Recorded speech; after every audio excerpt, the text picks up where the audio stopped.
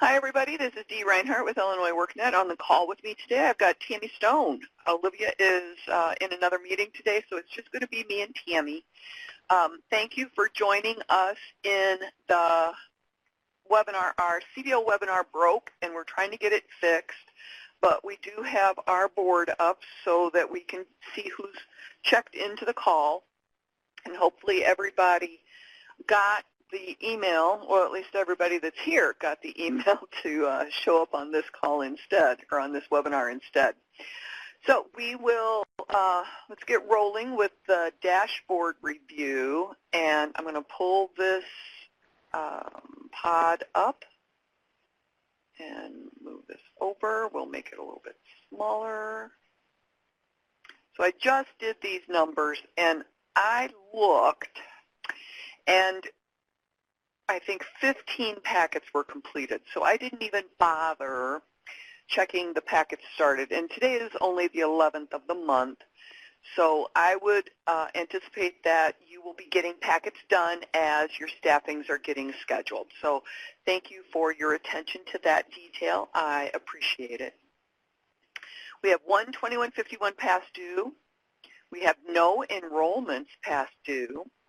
We do have a number of 2151As past due.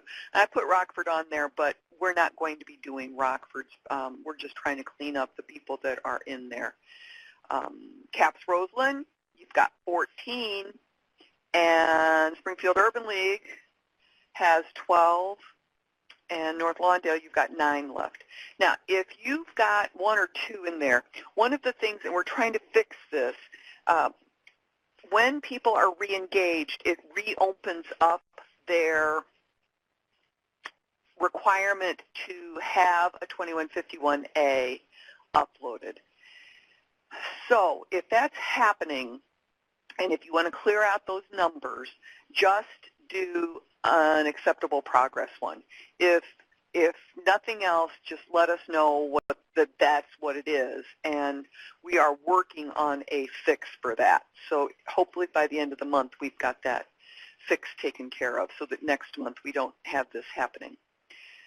As we are looking at the minimal progress and no progress, we do have a few in there. Leslie Bates, you've got 4 that are in minimal progress, so let's try to get those people scheduled for conciliation and move them into conciliation status. And then under no progress OAI, you've got 3.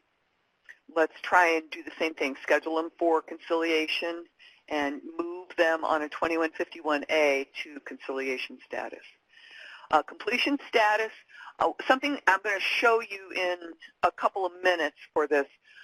Under the completion status, this is when DHS marks people as some sort of change and it requires you to complete them.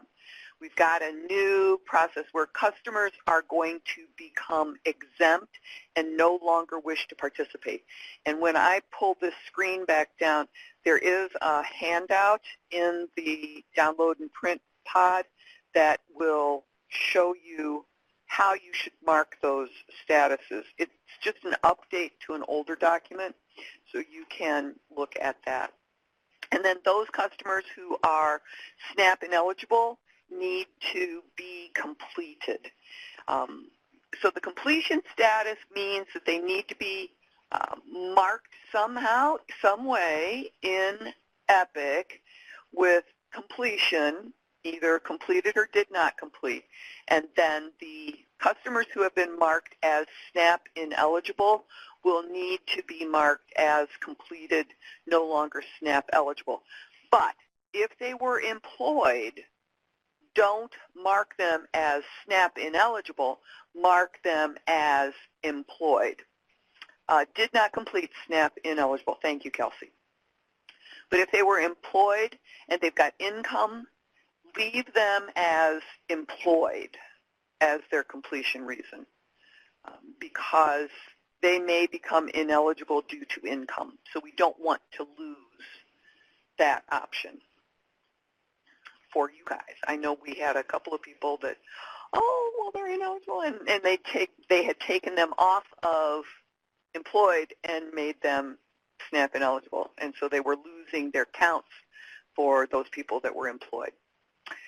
All righty. Let's pull this down. Those numbers will come out in the notes from today's call.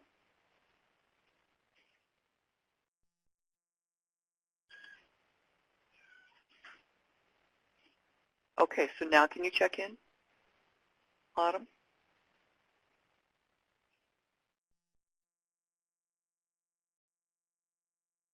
Okay. All right, so now on here I'm going to pull up, okay, so Kendrea is asking, so do we upload a new 2151A and then make their status complete back as employed, or just update it back to, Kendrea, how about after the call if you call my home office number, and I'll talk you through that specifically. Okay. All right. We're going to talk about the change to the agency page. So I want to share my screen with you so that you can see this. My mouse has been giving me fits lately. All right. Can everybody see my screen? Hopefully, yes, you can. Okay, great. Okay.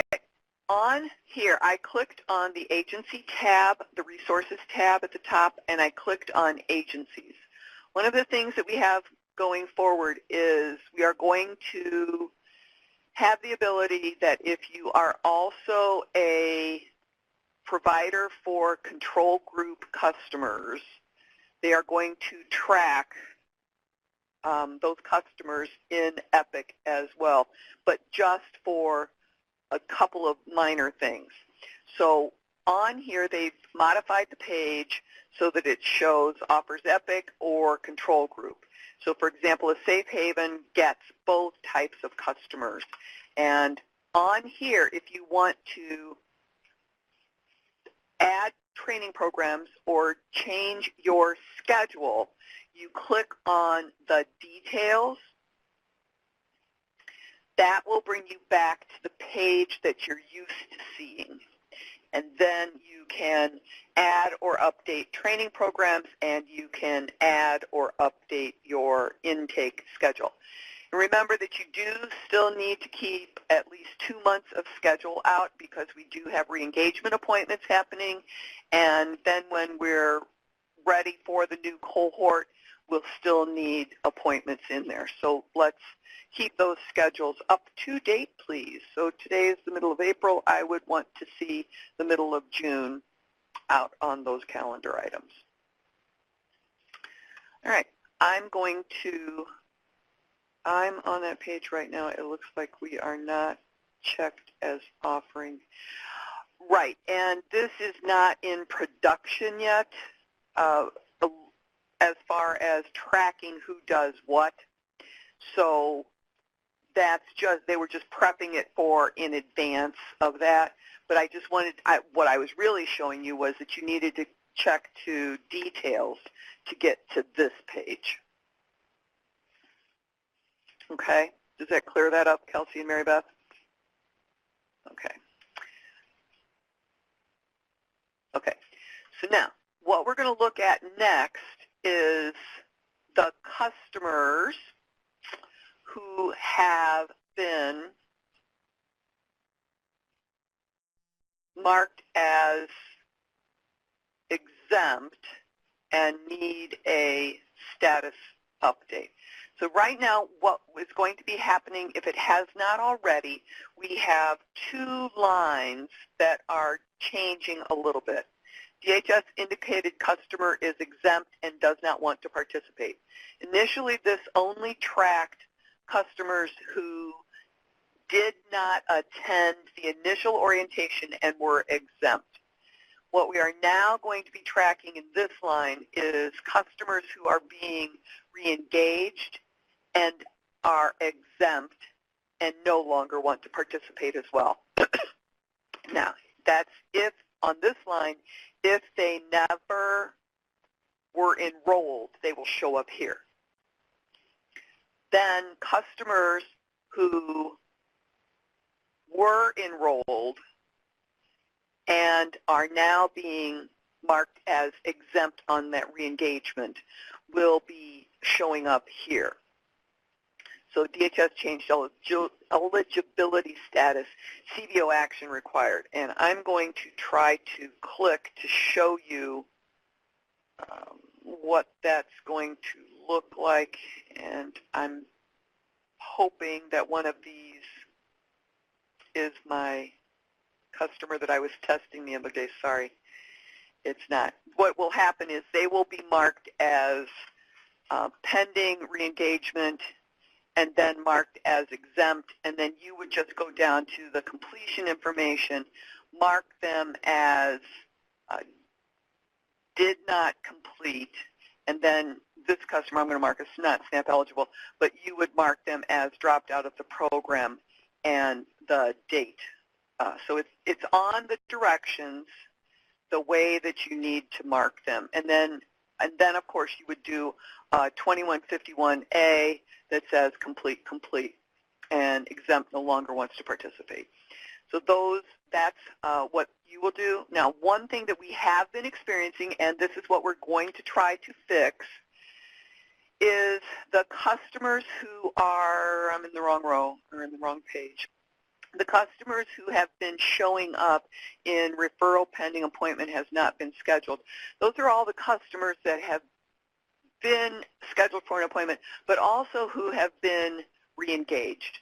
And our plan that is just being developed right now, Olivia's been working with some of the DHS admin team to add another row above here that is pending reengagement. So that will then not trigger all of those 2151As that we have been dealing with right now. All right. So now, the last item on our agenda, and last item on our agenda is the outreach plan. So, Tammy, do you want to talk about those? Yeah, we had requested outreach plans from you guys for the new cohort by the 15th, and you guys still have time. I think I've got 3 in, which are, let me pull up those that I received. And if you have sent it and I'm not naming you, then just please resend it because it may have been lost in one of my emails. So I have outreach plans for Catholic Charities, and I have one for Inspiration Corporation, and I also have one for Two Rivers Regional Council. So those are the 3 that I received. We didn't provide a specific format or anything. We just basically want to know, what your intentions are to reach out to these potential SNAP recipients if you're going to be working with other partners. And what that outreach will look like. Are you going to do like an orientation session in which you'll be pulling in, a lot of different people, and then if you have multiple programs, and then aligning them with your appropriate programs or what? So, just an idea of how you intend to do this. And, we're going to probably, Dee's going to be looking at these too, and we're doing our own outreach. We're going to be doing some public service announcements and that type of thing like we did earlier on. So we're bringing back that information and bringing back flyers and stuff along those lines too. And the big thing, I know, and I've had a conversation with our F&S liaison here, is that reverse referral. They're very, very interested in this process because that's an area where they think the most success comes from is reverse referral. And F&S has not seen a lot of success at this point, but there hasn't been a lot of examples of it, of doing reverse referrals with mandatory populations. So this is an area that we really want to work with you guys on that. So I'm just reminding you, just get those outreach plans into us by the 15th. That would be great. And I know everybody's interested what's going on with the new cohort. There is still some outstanding questions that we have. F&S, we still have not gotten the final approval for a modification, which changes the budget line items.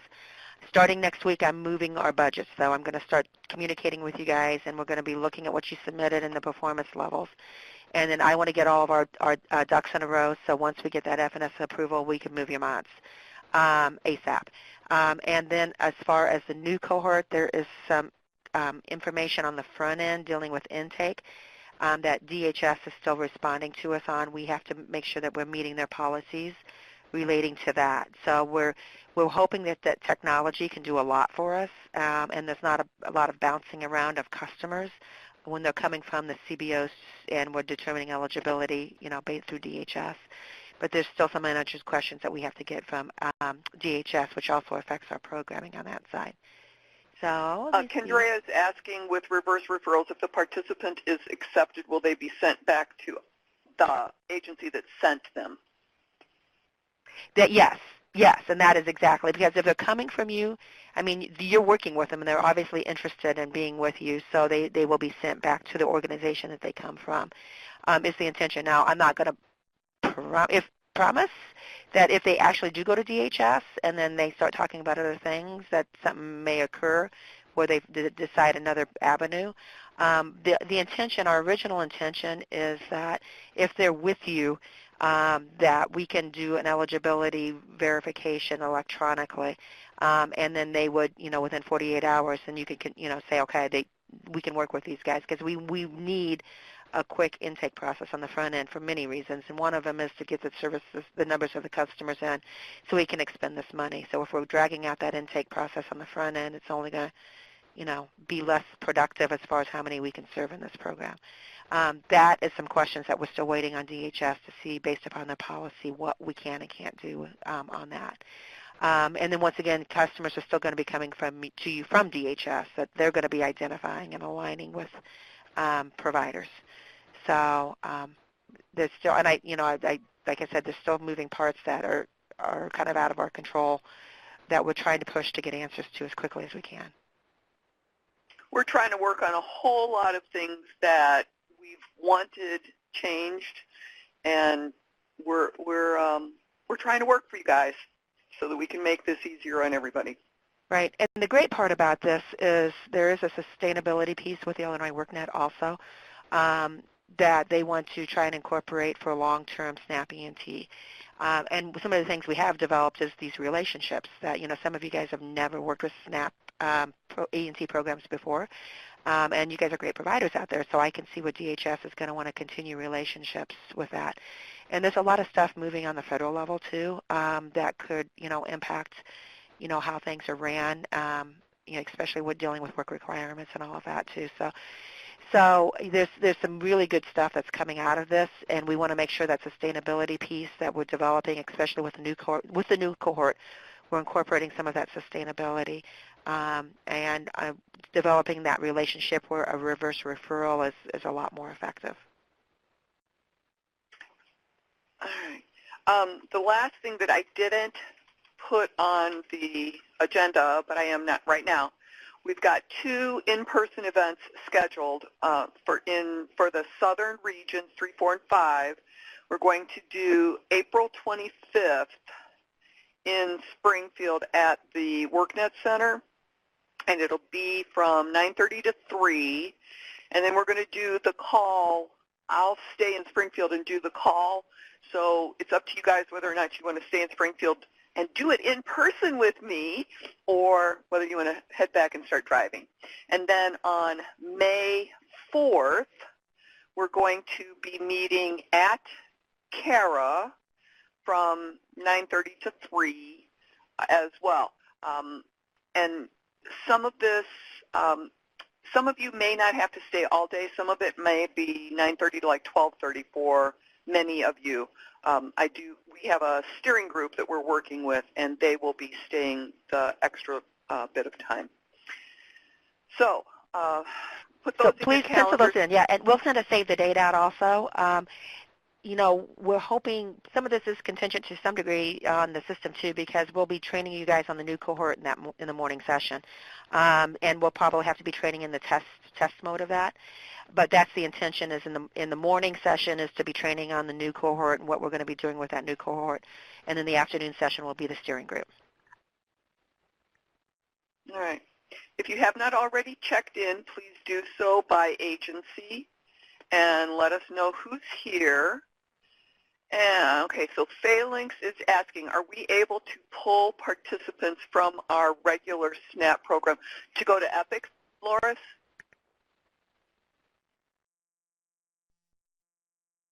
As long as, once we get this up and rolling, as long as they were not part of the control group, randomly assigned to the control group, then yes, you will be able to.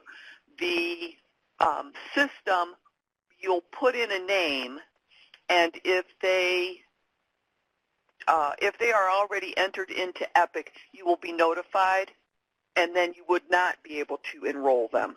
But if they are not, then you could.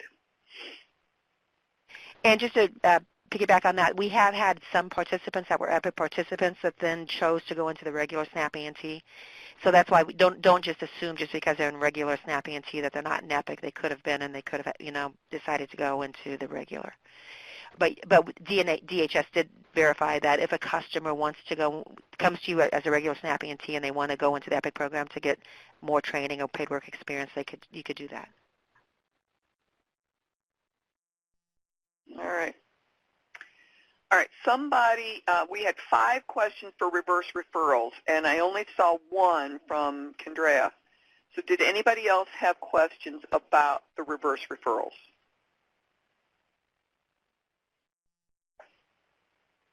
And then I've also got 1 person marked that they wanted to talk about completion. So if you want to type your question about completion, we'll get that going again. When are we able to do them again? The reverse referrals, Kelsey? Yes? Yes, okay. We, like Tammy said a little bit earlier, we have not gotten complete approval from FNS and DHS to move forward on all of this. We are working on getting programming done, and we're hoping that we have the pieces able to show everybody on the 25th and the 4th. So we need to, at that point, it will just be testing. It will not be production. So if you start collecting names and putting them on a waiting list of sorts, then we'll be able to get people rolling right away. And it's a reverse referral. I can't give you an exact date, Kelsey. This reverse referral is only for the new cohort. They do not have to go through random assignment or all of that. We are done with our numbers for the study. So we've met our over 5,000 that have been randomly assigned. So with the treatment group and the control group are done. Anything that now we're just going to be working on a new cohort that doesn't go through the random assignment component. So that's why you're still going to have customers that are going to be re-engaged that are coming to you, and then with this new cohort, then there'll be we'll be identifying new customers that are SNAP eligible that are not in the study. Okay, so Josephine asked, do re-engaged customers need to be re-tabed? And Autumn answered, thank you, Autumn. If it's over a year old, it should be. And you may want to just re-tabe them just to see if they retained anything that you helped them learn. Anyway, and you can give them a tabe test as frequently as you want, especially if you're trying to determine measurable growth or measurable skill attainment. What is it, measurable skill achievement or attainment? I think it's attainment. Yeah, that's a WIOA term. Yeah. For performance. So who's here from WIOA that can tell me what that measurable skill attainment, I think it's what it is. Kelsey, don't you know? Carmen knows. Carmen knows. Measurable skill gain. There we go. Yay. Okay. All right. All right. Did we have a question about completion?